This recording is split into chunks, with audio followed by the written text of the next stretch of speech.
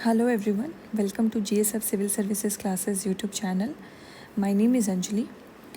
71st BPSC prelims 10 सितंबर को scheduled है and अगर आपने PYQs की एनालिसिस की होगी देन यू ऑलरेडी नो कौन कौन से जो एरियाज़ हैं वो BPSC में सबसे ज़्यादा मायने रखते हैं। आप अभी ये वीडियो पॉज करके वो सारे सब्जेक्ट्स के नाम लिखिए जिसकी BPSC में वेटेज ज़्यादा है कमेंट सेक्शन में। आई होप आप लोगों ने लिख लिया होगा। मैं हमेशा से अपने स्ट्रैटेजी वीडियो में आपको यही बताती हूँ कि prelims is the game of qualifying, it is not the game of scoring 90% 95%। हमें रिलेटिवली अच्छा करना है। अब ये रिलेटिवली अच्छा करना है तो कितना अच्छा करना है ये हमें कहाँ से पता चलेगा? तो ये हमें पता चलेगा प्रीवियस BPSC ने जो CSE एग्ज़ाम्स लिए हैं उसके कट ऑफ्स क्या रहे हैं, कैसे रहे हैं एंड जो क्वेश्चंस भी पूछे गए थे वो किस पैटर्न पे पूछे गए थे। तो इन्हीं सारे बेसिस पे वी गेट टू नो कि 4 सब्जेक्ट्स जो हैं वो BPSC के मोस्ट फेवरेट एरियाज़ हैं। फर्स्ट है आपका साइंस, सेकंड है आपका हिस्ट्री, थर्ड है आपका करंट अफेयर्स एंड फोर्थ है Bihar special. Bihar special fourth वाला थोड़ा सा ऊपर नीचे होते रहता है but it also include history, geography majorly.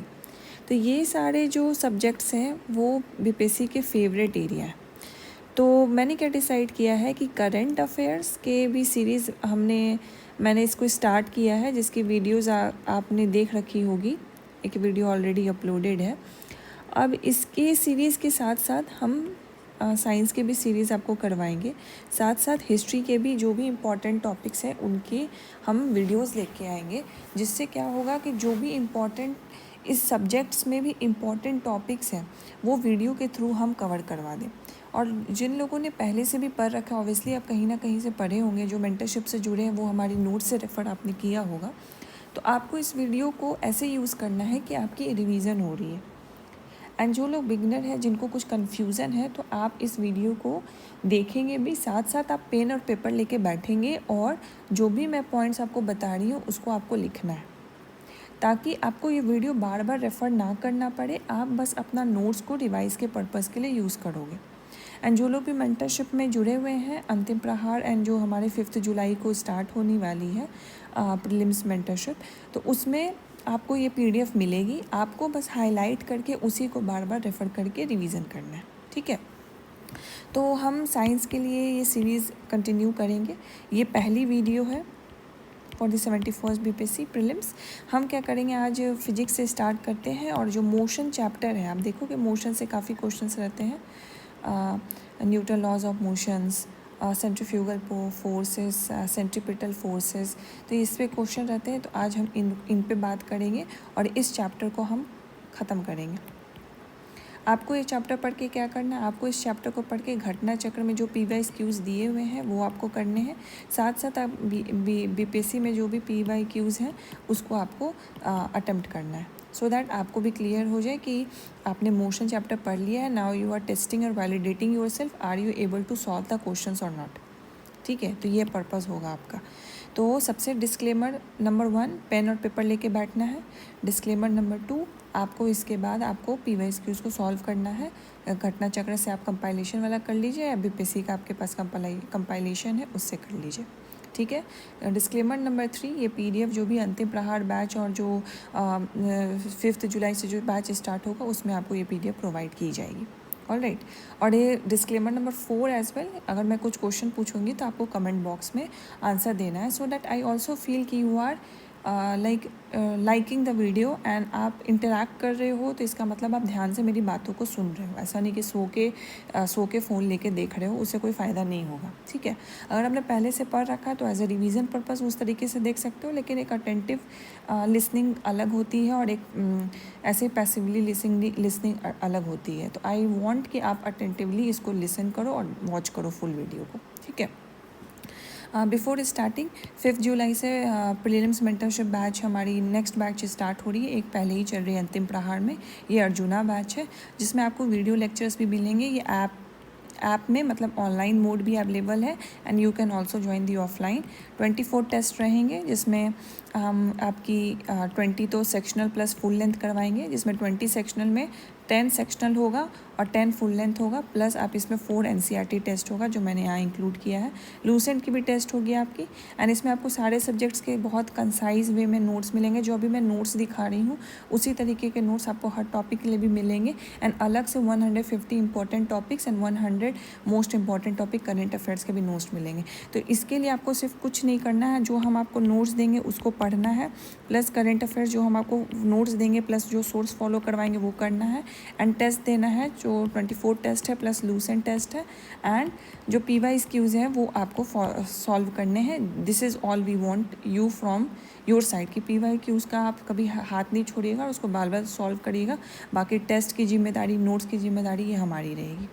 आपको बस पढ़ना है, जो टारगेट हम देंगे उसको अचीव करके उसको कम्प्लीटली फॉलो करना है, ठीक है। तो 5 जुलाई से स्टार्ट होगी। सो ठीक है, अब हम चलते हैं। तो आज हमें करना है मोशन। तो आप ये देख सकते हो यही नोट्स हम आपको अंतिम प्रहार बैच में एज वेल एज जो अर्जुना बैच 5 जुलाई से स्टार्ट हो रहा है उसमें प्रोवाइड करेंगे। साथ साथ वीडियो लेक्चर्स भी है जो आप ऑफलाइन या ऑनलाइन मोड जो भी आपको अपने सुविधा के अनुसार ठीक लगे उस मोड में आप देख सकते हो। तो हम मोशन पढ़ते हैं। तो मोशन बेसिकली मीन्स कि कोई भी मूविंग ऑब्जेक्ट, अब ये मूविंग ऑब्जेक्ट किसी भी डायरेक्शंस में मूव कर सकती है, चल सकती है। तो डायरेक्शन मैटर करता है, कितनी स्पीड में मूव करेगी वो मैटर करेगा। तो वो स्पीड भी कैसे डिसाइड होगी, फोर्स। तो जब अगर एक मूविंग ऑब्जेक्ट मूव कर रही है तो उस पर कौन से फोर्सेस लग रहे हैं, किस डायरेक्शन में लग रहे हैं और किस डायरेक्शन में उसकी मूवमेंट जा रही है और किस डायरेक्शन में, उसी डायरेक्शन में कोई फोर्स लग रहा है या उसके अपोजिट डायरेक्शन में फोर्स लग रहा है। तो वो सारे चीज़ों पे डील करता है ये टॉपिक मोशन, ठीक है। तो सबसे पहले हम देखते हैं मास क्या होता है। तो मास बेसिकली एक ऑब्जेक्ट में कितना मैटर भरा हुआ है उसको हम मास कहते हैं। It's a simple word. तो ये क्या है, स्केलर क्वांटिटी, इसका कोई डायरेक्शन नहीं होता, आपको ये रखना है। It is the measurement of amount of matter, मतलब एक ऑब्जेक्ट में कितना मैटर भरा हुआ है उसको हम मास कहेंगे। इसको किलोग्राम में वेट करते हैं। For example a brick has a 2 kg mass, but हम वेट की बात करते हैं। Weight is like a force जो ग्रेविटी उस मास पे लगा रही है उसको हम वेट करते हैं। तो फोर्स का क्या होता है, फोर्स का क्वांटिटी के साथ एक डायरेक्शन भी होता है। क्वांटिटी क्या है, न्यूटन है, एंड डायरेक्शन क्या है, अपवर्ड या डाउनवर्ड। हमेशा ये वर्टिकल वे में ही लगेगा एक मास पे, तो वो डायरेक्शन है। That's why it is a vector quantity, ठीक है। बिकॉज मास जो होगा वो मून एंड अर्थ पे दोनों सेम होगा, लेकिन जो वेट होगा, वेट किससे डील करता है, ग्रेविटेशनल फोर्स से डील करता है। जो हमारा जी कांस्टेंट है वो वेट, जो जी कांस्टेंट है हमारा, जैसे जो फोर्स की फॉर्मूला होती है वो मास इंटू ग्रेविटेशनल एक्सेलरेशन होता है। तो जो हमारा जी है ग्रेविटेशनल एक्सेलरेशन वो मून पे कम होता है। दैट्स वाई जो वेट होता है कोई भी मास का, कोई भी ऑब्जेक्ट का, वो मून पे कम होता है, अर्थ पे ज़्यादा होता है। बट हम जब अगर बात करेंगे कि मास मून पे ज़्यादा होगा या अर्थ पे ज़्यादा होगा, तो दोनों पे सेम होगा, क्योंकि it doesn't deal with the gravitational force और any variable. It deal only with the matter that is present in the object which is constant. तो इसीलिए ये कांस्टेंट है, तो मून एंड अर्थ पे ये सेम रहेगा। और जो जहाँ पे वेरिएबल आ जाता है तो वो वेरिएबल, जैसे ग्रेविटेशनल एक्सेलरेशन है, वो वेट वो मून पे कम होगा, दैट्स वाई वेट भी कम होगा, ठीक है। सो ये क्या हो जाएगा, ये हमारा वेक्टर क्वांटिटी हो जाएगा, क्योंकि इसमें डायरेक्शन होता है। I hope this is clear. Moving ahead, the most important laws considering with the motion is the Newton's laws of motion. तो न्यूटन लॉज ऑफ मोशन में एक तो आपको लॉज पता होना चाहिए कि लॉज क्या है, साथ साथ कुछ उसके एप्लीकेशंस पता होना चाहिए। तो अगर कोई एप्लीकेशन ऐसा क्वेश्चन पूछ देगा कि बताइए इनमें से कौन सा एप्लीकेशन है जो Newton first law of motion से डील करता है। तो अगर आपको कंसेप्चुअल अंडरस्टैंडिंग होगी कि Newton first law of motion क्या बताता है, then you will be able to tick the right options, ठीक है। तो पहला है Newton first law of motion, the law of inertia, ठीक है। The body at rest remain at rest, the body in motion continues to remain in motion with a uniform velocity unless acted upon by an external unbalance force. मतलब inertia किसको बोलते हैं, आप जिस position में हो उसी पोजीशन में आप बने रहना चाहते हो। फॉर एग्जांपल अगर आप रेस्ट में हो, मतलब आप कुछ भी मूव नहीं कर रहे हो, आप उसी पोजीशन में रहोगे और आप पे उसी तरीके का फोर्स रहेगा। अगर कोई उस पर आपको एक्सटर्नल फोर्स दे भी कर रहा है, मूव करने के लिए दे रहा है, तो आप एक रेसिस्टेंस फोर्स दोगे ताकि आप ना मूव करो। इसी तरह अगर आप मोशन में हो तो आप मोशन में ही रहना पसंद करोगे, अनलेस एंड अनटिल जब तक कोई एक्सटर्नल फोर्स आपको नहीं देता है कि आप रेस्ट में आ जाओ। ठीक है, so this is the concept of inertia, the tendency of a body to resist changes in the state of motion or the rest। मतलब आप अपने जो पोजीशन हो या मूविंग हो या रेस्ट में हो उसको आप रेसिस्ट करते हो, that's it inertia. Inertia is a natural resistance of an object to change their motion. It is kind of the inertia of rest or the inertia of motion. Inertia of rest मतलब आप resting position में हो, you don't want to change. Inertia of motion मतलब आप motion में हो, you don't want to change. अब इसमें एग्जाम्पल देखो, for example bus start moving, you will fall backward as your body tries to stay at rest. जब एक बस आगे मूव कर रही है, ये बस है, इसमें आप अंदर बैठे हुए हो, ठीक है, अब ये बस आगे मूव कर रही है, ऑलराइट। अब इसके साथ क्या हुआ, आपका जो अपर पार्ट ऑफ बॉडी है वो तो कंपैरेटिवली लेस रेस्ट पे है, एंड जो लोअर पार्ट आपका लेग है वो इसके साथ ये मूव कर रहा है, बस के साथ ये मूव करने लगा। अब आप रेस्टिंग पोजीशन पे और आपका लोअर पार्ट ऑफ बॉडी आगे मूव कर रहा है, तो इसको रेजिस्ट करने के लिए जब ये आगे मूव कर रहा है तो ऑब्वियसली इसको रेजिस्ट करने के लिए फोर्स कहाँ लगेगा, ऑब्वियसली इसके बैकवर्ड लगेगा। तो जो पोजीशन आप मेंटेन किए हुए हो उस पोजीशन को कोई अगर हिलाता है तो उसको खींचने के लिए आप अपोजिट डायरेक्शन में फोर्स लगाओगे। दैट्स वाई जब बस स्टार्ट मूव करेगा तो you will fall backward because your body tries to stay at rest. ठीक है, I hope this is clear.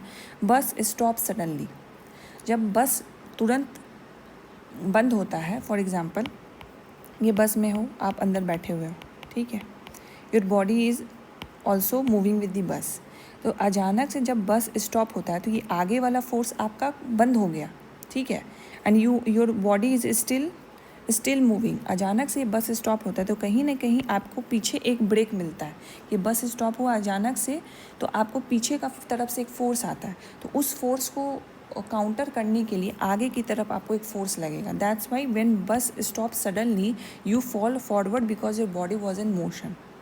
ठीक है, नेक्स्ट आते हैं coin on the cardboard. When the card is quickly pulled the coin drop into the glass due to inertia of rest.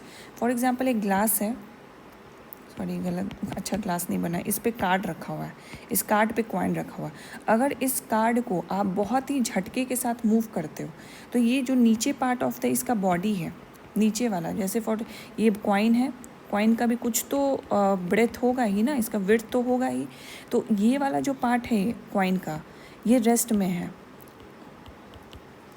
ठीक है, ये पूरा कॉइन रेस्ट में है।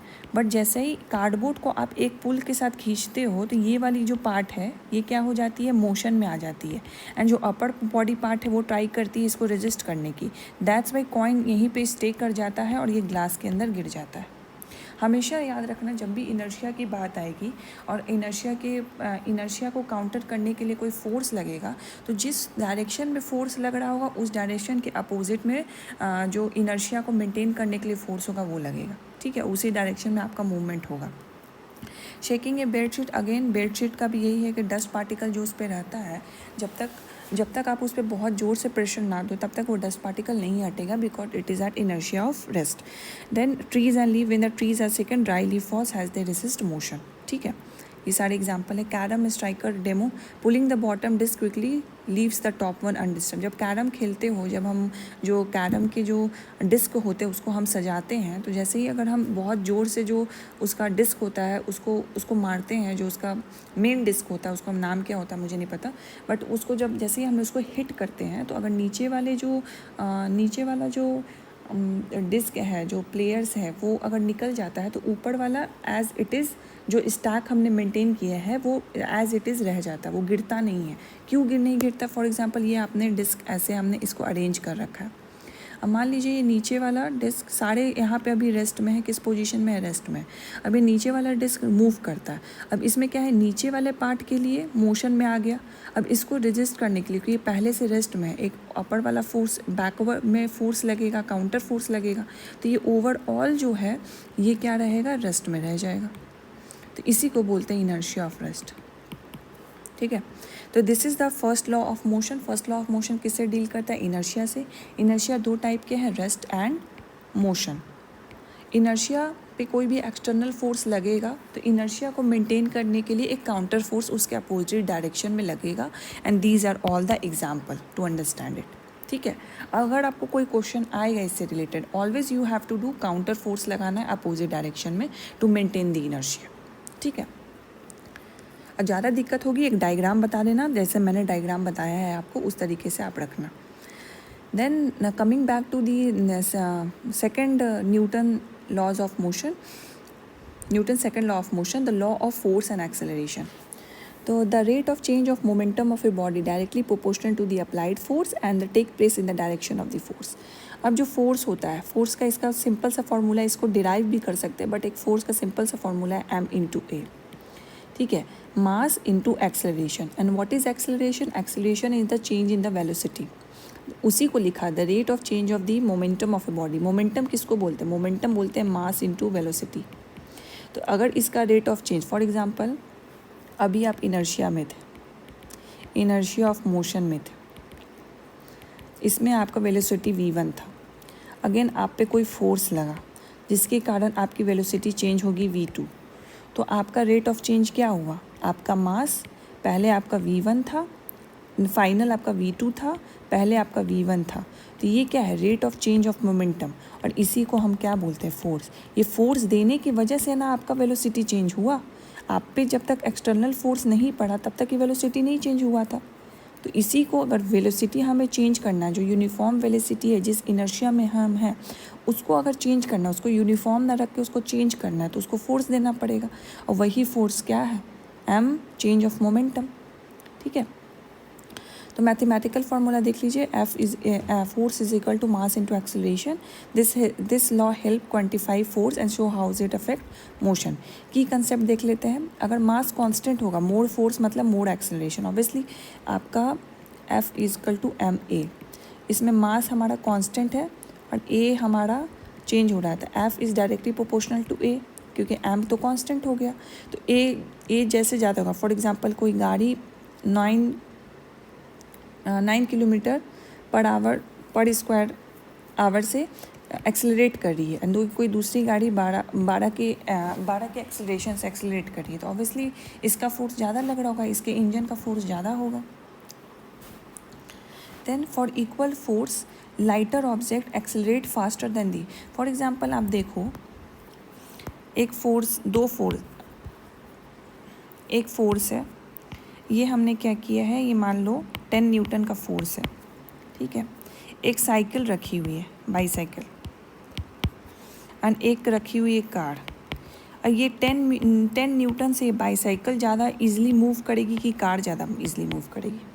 ऑब्वियसली बाईसाइकिल ज़्यादा मूव करेगी, क्योंकि फोर्स तो हम सेम दे रहे हैं, लेकिन जिसकी मास कम होगी वो ज़्यादा जल्दी मूव करेगी। तो वही चीज़ लिखा हुआ है कि अगर इक्वल फोर्स होगा तो जो लाइटर ऑब्जेक्ट है वो एक्सेलरेट ज़्यादा करेगा देन दी हेवियर वन। ठीक है। इसमें कोई कन्फ्यूज़न नहीं होगी। अब हम देख लेते हैं real time application. Let me clean this one.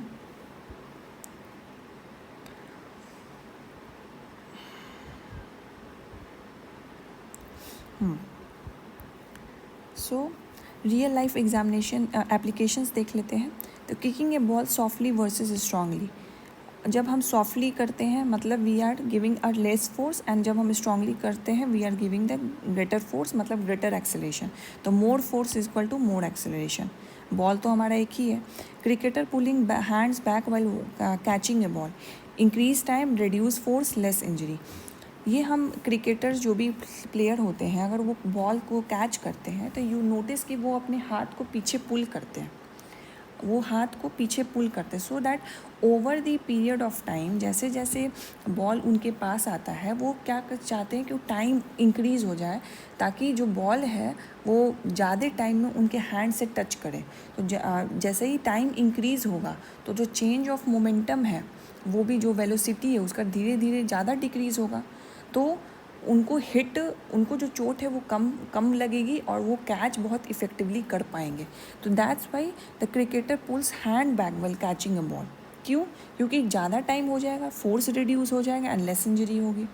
Jumping on a concrete and the sand and the mat. अब कंक्रीट पे आप जंप करोगे तो आपकी डायरेक्ट कॉन्टैक्ट होगी। अब सैंड पे जंप करोगे, इसमें पार्टिकल्स हैं तो डायरेक्ट कॉन्टैक्ट इसमें कम है। तो mat increases contact time, reduces impact. ठीक है, इसमें कॉन्टैक्ट टाइम आपका ज़्यादा है, इसमें कॉन्टैक्ट टाइम कम है। वही कंसेप्ट है। जब अगर कॉन्टैक्ट टाइम जल्दी हो जाएगा तो आपको ज़्यादा इंजरी होगी, जब कॉन्टैक्ट टाइम लेस होगा देन लेस फोर्स लगेगा एंड आपको लेस इंजरी होगी। Rocket launch, fuel increases. जो रॉकेट में थ्रस्ट काम करता है, तो अगर वो थ्रस्ट फ्यूल की बर्निंग, जो फ्यूल है वो अच्छी क्वालिटी की, उसकी बर्निंग अच्छी है तो वो थ्रस्ट ज़्यादा प्रोड्यूस करेगा। ज़्यादा थ्रस्ट प्रोड्यूस करेगा which is also a kind of force, तो वो मोर एक्सेलरेशन देगा। Simple concept. अब इम्पल्स देखते हैं। तो इम्पल्स क्या है? Change in momentum means force into time. Change in momentum हमने क्या पढ़ा था? फोर्स पढ़ा था। अब उसको हम टाइम के साथ देख लेंगे तो उसको इम्पल्स दे देंगे। तो इम्पल्स क्या होगा? जैसे ही हमारा ज़्यादा टाइम हो गया the lesser will be force, that's why. जैसे ही greater the time lesser the force, this is why the sports people move their hand back while catching it. ठीक है, जैसे ही हमारा टाइम ज़्यादा होगा तो इम्पल्स चेंज इन मोमेंटम हमारा ज़्यादा होगा। जो फाइनल वेलोसिटी होगी वो धीरे धीरे कम होगी। जैसे ही वो कम होगी वैसे ही हमारे पास वो फोर्स जो होगा वो कम होगा और हमें इंजरी लेस होगी। सिंपल कॉन्सेप्ट है। तो आई होप जो सेकंड लॉ ऑफ मोशन है वो किसके साथ डील करता है? फोर्स के साथ। फर्स्ट लॉ ऑफ मोशन किसके साथ डील करता था? इनर्शिया के साथ। सिंपल याद रखना, first law of motion inertia हम लोग मेंटेन करना चाहते हैं। इनर्शिया को तोड़ने के लिए हमें फोर्स देना होगा। आ गए हम लोग सेकंड लॉ ऑफ मोशन में। Simple. Second law of motion क्या है? सेकंड लॉ ऑफ मोशन क्या है? Change in momentum. वेलोसिटी अगर चेंज हो गई, क्योंकि इनर्शिया तो यूनिफॉर्म वेलोसिटी पे मेंटेन रहता है, वेलोसिटी जैसे ही चेंज हो गया मतलब एक्सेलरेशन हो गया, चाहे वो पॉजिटिव हो या निगेटिव हो। और जैसे ही एक्सेलरेशन हो गया वैसे ही कुछ ना कुछ तो एक्सटर्नल फोर्स लग रहा होगा। ठीक है, और फोर्स क्या होता है? मास इंटू एक्सेलरेशन। सिंपल कॉन्सेप्ट है बहुत। Newton third law of motion, the law of action and reaction. मतलब कोई भी काम करोगे आप, उसका कुछ ना कोई फल ज़रूर मिलेगा, चाहे बुरा मिले या अच्छा मिले, वही है। सिंपल है थर्ड लॉ ऑफ मोशन में। न्यूटन यही बोल दिया, जैसी करनी वैसी बढ़नी। ठीक है, वही वाला कंसेप्ट है, जैसा करोगे वैसा मिलेगा। तो definition, for every action there is equal and opposite reaction. Equal रहेगा एंड अपोजिट रहेगा। The law emphasizes the force always come in pair, both are in the magnitude and opposite in direction. Magnitude भी same रहेगा, बस direction opposite रहेगी। अब real life applications देख लेते हैं। Rocket propulsion, rocket pushes gas downward, gas push rocket upward. Thrust, जो burning of fuels होती है उससे गैसेस निकलते हैं, बहुत हेवी क्वांटिटी वॉल्यूम में गैसेस निकलते हैं। जब वो गैसेस निकलते हैं तो वो काफ़ी गैसेस के जो पार्टिकल्स होते हैं ऑब्वियसली वो बहुत फ्री होते हैं, तो बहुत एक फोर्स के साथ निकलते हैं। तो जो वो डाउनवर्ड, फॉर एग्जांपल ये रॉकेट है तो यहाँ पे इसकी बर्निंग हो रही है, तो यहाँ से जो गैसेस रिलीज़ हो रहा है वो इस डायरेक्शन में निकल रहा है, लेकिन इस डायरेक्शन में निकल रहे हैं और एक ये फोर्स भी दे रहे हैं, और यही जो फोर्स होता है ये अपवर्ड मोशन में देते हैं, जो ये रॉकेट को लॉन्च करता है। तो इसी अपवर्ड को डाउनवर्ड ये निकल रहे हैं एक फोर्स के साथ, वही फोर्स ये अपोजिट डायरेक्शन में अपवर्ड देते हैं जो एक रॉकेट को लॉन्च देता है। इसी को थ्रस्ट बोलते हैं। तो ये रॉकेट प्रोपल्शन में भी काम आता है। Rowing a boat, oars push water backward, boat moves upward. जब भी आप बोट पे बैठोगे तो हमेशा देखोगे जो बोट्समैन होते हैं वो क्या करते हैं, पीछे की तरफ से अपने पैडल को घुमाते हैं ताकि हम पीछे बैक दे रहे हैं, तो जो वाटर को हम पीछे ढकेलें तो वाटर भी एक रिएक्टिव फोर्स देगा अपोजिट डायरेक्शन में, तो हमें आगे ठेलेगा। ठीक है। Gun recoil, again bullet move forward, gun moves backward. जब भी बुलेट फायरिंग होगी तो आपके हाथ पीछे जाएंगे, क्यों? जो उसमें से बुलेट निकल रही है वो एक बहुत स्पीड के साथ निकल रही है, तो वो फोर्स छोड़ते हुए आगे निकल रही है, तो वही फोर्स आपको इक्वल एंड अपोजिट में बैकवर्ड में देगा। तो जैसे ही बैकवर्ड देगा तो आपका हाथ क्या जाएगा? पीछे जाएगा। Swimming, hand push water back, body moves forward. Again simple logic.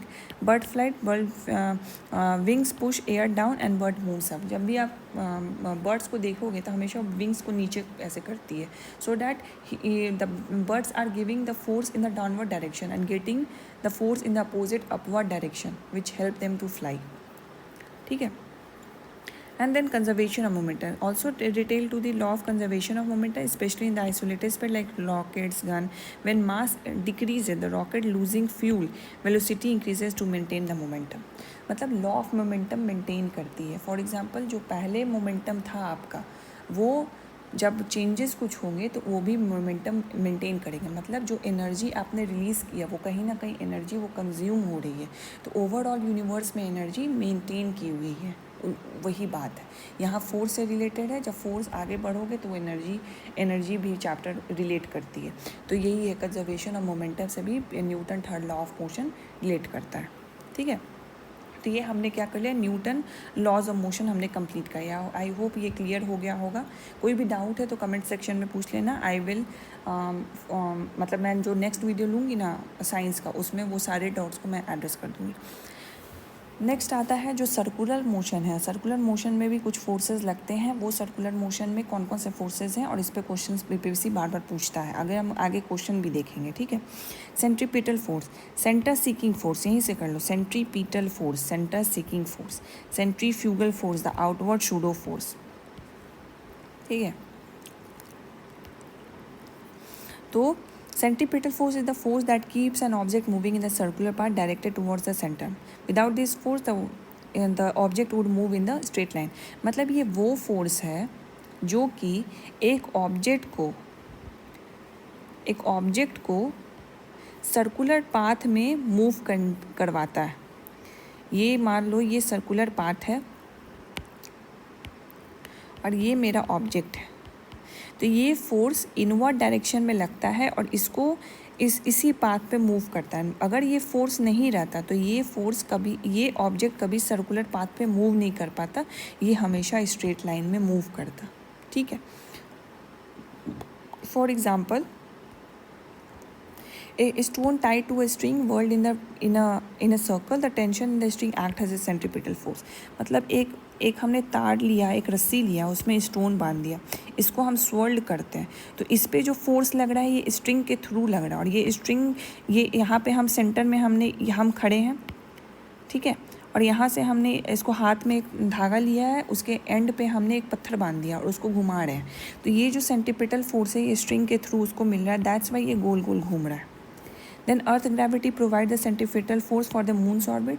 जो भी सैटेलाइट्स आप देखते हो ऑर्बिट करता है, जो भी प्लैनेट ऑर्बिट करता है, फॉर एग्जांपल मून ऑर्बिट करता है अर्थ का, अर्थ करता है सन का, वो सेंट्रीपिटल फोर्स के थ्रू ही उस इलिप्टिकल ऑर्बिट पे घूमता है। ठीक है, car turning on the circular track need centripetal force from friction between the tyre and the road. जब एक सर्कुलर पाथ पे कार जब मूव करती है तो ये सेंट्रीपिटल फोर्स कैसे काउंटर होती है, ये सेंट्रीपिटल फोर्स आपकी फ्रिक्शन जो टायर और रोड के बीच में होता है उससे ये कंट्रोल होती है, दैट्स वाई वो सर्कुलर पाथ पे घूम पाती है। ठीक है, तो सेंट्रीपिटल फोर्स मतलब सेंटर इज सीकिंग फोर्स, मतलब ये सेंटर से कंट्रोल होती है सेंट्रीपिटल फोर्स, और ये हेल्प करती है एक ऑब्जेक्ट को सर्कुलर पाथ में घूमने के लिए। आई होप दिस इज क्लियर। अब सेंट्रीफ्यूगल फोर्स क्या है? सेंट्रीफ्यूगल फोर्स सूडो फोर्स है, मतलब ऐसा कोई रियल फोर्स लग नहीं रहा है, एक सूडो फोर्स है जो सेंट्रीफ्यूगल एक बॉडी पे एक्ट करती है। इसे apparent outward force experience by body moving in a circular path observe from the rotating frame of reference. It is fictitious force and the pseudo force, it doesn't act on the body directly but it is field during the inertia. अब circular path में भी तो आपको inertia feel होगा। Circular path में आप rest position में हो, अचानक से सर्कुलर पाथ में मूव करने लगोगे तो obviously you will feel some inertia in the opposite direction. Inertia का हमेशा कहाँ लगता है? एक अपोजिट डायरेक्शन में लगता है। तो that's why it doesn't feel like it is not acting upon the body but it is a pseudo force. ठीक है, फॉर एग्जाम्पल एक when a car turn a passenger feel outward, इस पे question भी आया था, मुझे याद नहीं आ रहा है, लेकिन एक 68 या 69 में ही आया था कि फॉर एग्जांपल आप एक राइट, ये आपका सर्कुलर ट्रैक है, ठीक है, और यहाँ पे एक कार चल रही है। अब यहाँ पे ये ऑब्वियसली ये लेफ़्ट में टर्न ले रही है, तो आप अंदर पैसेंजर हो तो आप किस तरफ टर्न लोगे? तो ये वाला जो कंसेप्ट है ये सेंट्रीफ्यूगल फोर्स ये करता है, क्योंकि जो ये सेंट्रीपिटल फोर्स है वो तो लेफ़्ट की तरफ आपको इधर खींच रही है, लेकिन अंदर जो एक इनर्शिया आप मेंटेन कर रहे हो कि आप अपने पोजीशन पे ही मेंटेन रहो। आप तो यहाँ पे लेफ़्ट की तरफ टर्न कर रहे हो, आपको इनर्शिया रखना है कि आपको सेंटर में रहना है, आप तो नॉर्मल बैठे हुए हो, तो ऑब्वियसली एक राइट साइड में आपको फोर्स लगेगा। तो ये सही कुछ क्वेश्चन था 68 या 69 में, तो ये राइट साइड में आपको फोर्स लगेगा, इसी को हम बोल रहे हैं centrifugal force. Water moves to the side of the washing machine drum during the spin dry and effect of the centrifugal force. Again, that mud flies off of the rotating wheel not because of the real force pushing it, but it because resisting the turning and moves tangentially. तो मतलब आप जब देखोगे जब गाड़ी कीचड़ में जाती है, अगेन जब ये गाड़ी कीचड़ से निकल के प्लेन रोड में जाती है तो आप नीचे आवाज़ सुनेंगे धप धप धप धप। वो क्यों? क्योंकि जो इसमें जो मिट्टी लगी रहती है वो निकलती है, उस पर कोई फोर्स अलग से नहीं लग रहा, ठीक है, उस पर कोई फोर्स नहीं लग रहा है, लेकिन वो जो फ्रिक्शन हो रहा है वो फ्रिक्शन उसको हटा रही है, उसको रेजिस्ट करने के लिए मिट्टी अलग से पीछे से एक फोर्स लगाती है, ठीक है। तो ये हो गया, मतलब अब सर्कुलर पाथ में अपनी इनर्शिया को मेंटेन करना is the centrifugal force, and centripetal force वो होता है कि सर्कुलर पाथ में आपको घूमने के लिए मजबूर करना, वो सेंट्रीपिटल फोर्स, ठीक है। अब हम टॉर्क पे आते हैं। टॉर्क क्या है? टर्निंग फोर्स है, मोमेंट ऑफ द फोर्स। तो इसमें क्या है? Torque is a tendency of a force to rotate an object about an axis. जब हम एक एक्सिस के थ्रू अगर किसी ऑब्जेक्ट को रोटेट करना चाहते हैं, फॉर एग्जांपल सिंपल सा एग्जांपल ले लो, डोर, ठीक है, एक डोर यहाँ पे हिंज पे लटका हुआ है, ये हमारा डोर है, तो ये इसका एक एक्सिस हो गया और ये हमारा ऑब्जेक्ट हो गया जिसको हमको इस एक्सिस के अराउंड रोटेट करना है। तो ये जो यहाँ पे जो हम फोर्स लगा रहे हैं उसको हम टॉर्क बोलते हैं। तो for example opening a door, जैसे मैंने बताया, easier when you push near the handle farther from the hinge. जहाँ पे हिंज होता है वहाँ पे अगर पुश करोगे तो आपको बहुत फोर्स लगेगा, लेकिन आप डिस्टेंस बढ़ा लोगे और जहाँ पे लॉक है या उसके कॉर्नर में बिल्कुल पकड़ोगे तो वहाँ से आपका फोर्स बहुत कम लगेगा। Using a wrench, a longer wrench give more torque for the same source. Again similar concept. Rotating a ceiling fan, अगर आप सीलिंग फैन लगा हुआ है, बंद है, तो अगर बीच से आप उसका रोटेट करोगे जो उसका मेन इंजन होता है, you will feel more, you require to push more with the more force, मतलब ज़्यादा आपको ज़्यादा फोर्स से उसको रोटेट करना पड़ेगा। लेकिन अगर आप ब्लेड से उसको रोटेट करोगे तो it will be easier for you to rotate it. Type of torque कैसा होता है? क्लॉकवाइज टॉर्क होता है, एंटी क्लॉकवाइज, ये डायरेक्शन के अकॉर्डिंग टाइप ऑफ टॉर्क है। आई होप टॉर्क भी आपको क्लियर हुआ होगा। जो भी डाउट है please write in the comment section. मैं नेक्स्ट वीडियो जो साइंस की बनेगी उसमें आई विल एड्रेस इट, ठीक है। Surface tension, the elastic skin of the liquid. Surface tension is the property of the liquid surface that allows it to resist the external force due to the cohesive forces among the liquid molecule. It makes the liquid surface behave like a stretched elastic sheet. It is caused by the strong cohesive force between the molecule at the, अब देखो यहाँ पे ये liquid की property पे है, तो surface tension जब भी आ गया means we have to look at only the matter. The matters हमारे कितने होते हैं? सॉलिड, लिक्विड एंड गैस, जो 3 बेसिक मैटर्स है। उसमें जो लिक्विड्स है उसमें जो मॉलिक्यूल्स है, सॉलिड में टाइटली पैक होते हैं, कंप्रेस होता है, लिक्विड में सॉलिड से लूजली कॉम्पैक्ट होता है। लेकिन इस मॉलिक्यूल्स को, जो भी लिक्विड है, इसको बाइंड करके क्या रखता है? कोहेसिव फोर्स रखता है, और यही कोहेसिव फोर्स के कारण एक टेंशन डेवलप होता है, एक फोर्स डेवलप होता है, उसी को हम लोग सरफेस टेंशन बोलते हैं, ठीक है। तो surface tension link with the liquid matter, and why it is linked with the liquid matter? Because liquid molecules has the cohesive force and that cohesive force leads to the surface tension, ठीक है। water droplet forms the sphere. Again the water droplet forms the sphere. जो cohesive force है उस पर surface tension act किया, surface area उसका minimize हो गया और उसका surface tension strong हो गया, that's why वो bubble बना लिया। Insects हो गया, walking on the water due to the surface tension. Again floating of a needle on the surface despite the being denser if placed gently आप जब place करोगे तो उसका surface area काफ़ी कम है, still it is able to float। अगर gently करोगे, अगर प्रेशरली मतलब ऐसे फेंक दोगे तो ऑब्वियसली उसका जो एक्सेलरेशन वो आपने फास्ट कर दिया, फोर्स ज़्यादा हिट करेगा तो ज़्यादा जाएगा। जेंटली रखोगे तो एक्सेलरेशन उसका कम है, it will float. Soap and detergent lower the surface tension, helping water spread and clean better.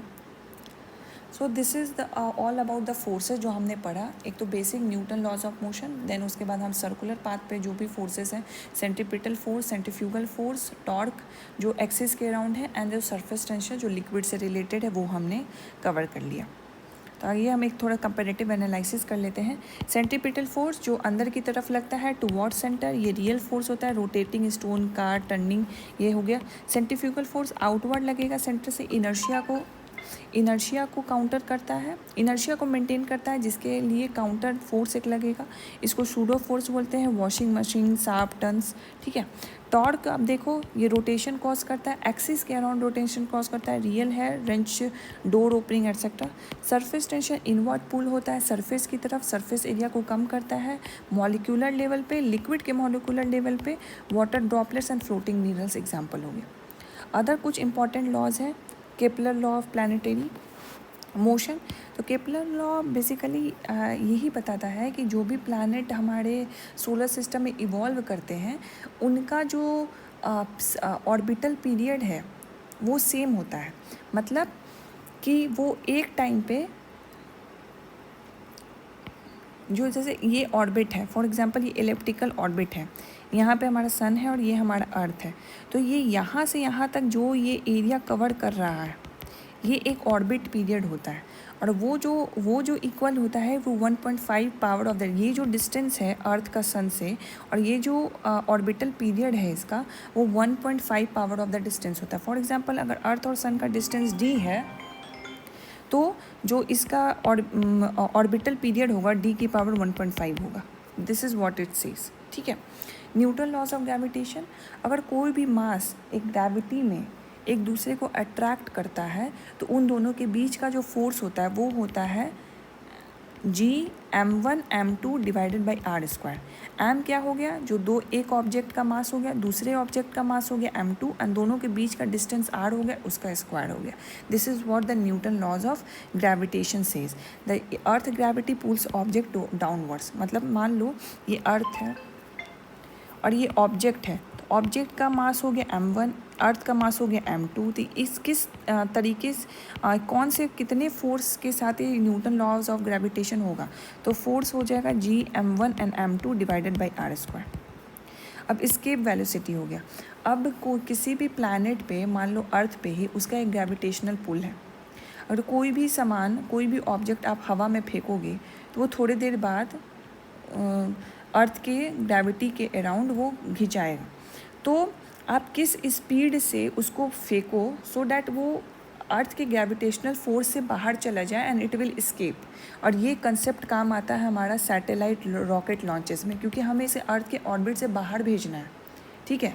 तो ये जो स्पीड है, जो मिनिमम स्पीड है अर्थ के ग्रेविटेशनल फोर्स के बाहर एक बॉडी को भेजने का, वो है, उसको बोलते हैं एस्केप वेलोसिटी। और ये एस्केप वेलोसिटी कितनी है अर्थ पे 11.2 किलोमीटर पर सेकंड। तो इसका मतलब क्या हुआ, अगर आप अर्थ पे खड़े हो तो जो आप जिस ऑब्जेक्ट को आप भेज रहे हो उसकी speed minimum 11.2 kilometre per second होनी चाहिए, so that it will move beyond the gravitational pull of the earth, और ये फिर दोबारा वापस नहीं आएगा। This concept use in the satellite launching, rocket launching. Second आता है circular motion escape velocity relation. अब सर्कुलर मोशन मतलब एक सर्कुलर पाथ पे आप मूव कर रहे हो तो उसमें क्या आपकी एस्केप वेलोसिटी रहेगी, तो वो एस्केप वेलोसिटी मतलब √2 times of the orbital speed रहेगी सर्कुलर मोशन के लिए।